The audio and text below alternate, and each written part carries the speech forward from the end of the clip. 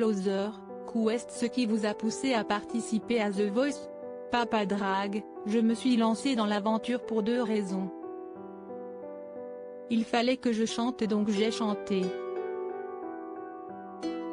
Et, je voulais que les gens puissent voir qu'on peut être un homme, être noir, avoir une voix grave et porter des talons. Je ne suis pas revendicateur mais j'essaie d'oser pour dire aux personnes comme moi que tout est possible. Je sais à quel point l'incarnation est primordiale. Vous avez découvert le chant à 16 ans via la musique gospel, en Côte d'Ivoire, votre pays d'origine. La musique vous a-t-elle aidé à assumer qui vous êtes? Je me suis sentie différente très tôt, dès l'âge de 6 ans.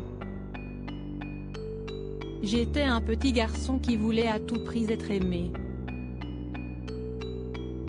Je me disais tu dois être comme les autres sinon tu seras rejeté. Le chant permet d'exprimer des choses, si est très puissant.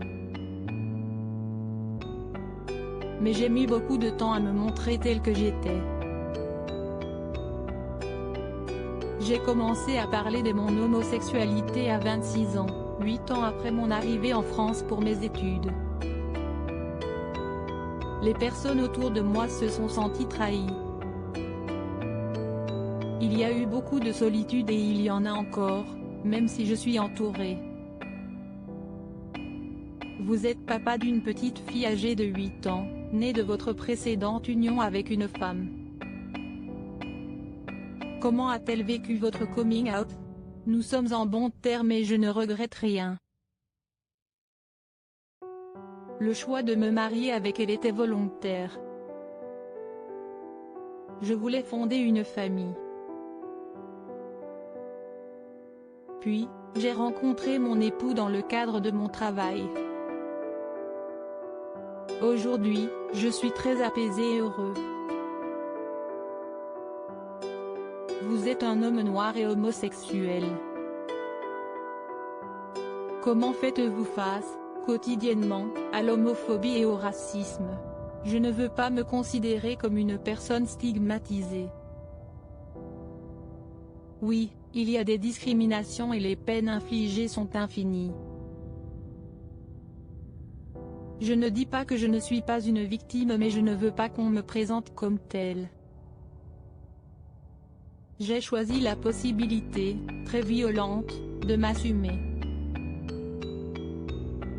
Et je ne veux surtout pas poser de jugement sur ceux qui ne le font pas car oui, si est difficile.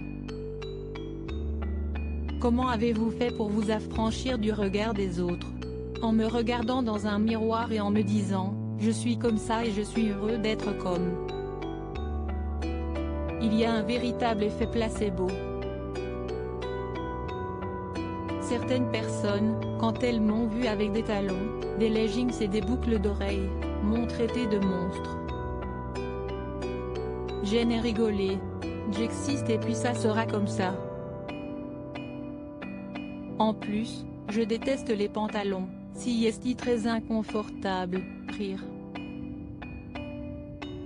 Espérez-vous faire changer les mentalités en participant à The Voice? Oui.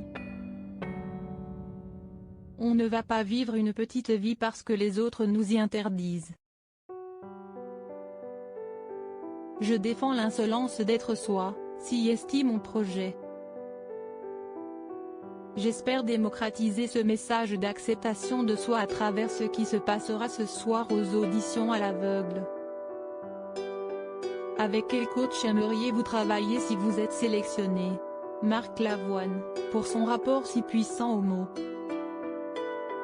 Découvrez le compte Instagram de Papa Drag.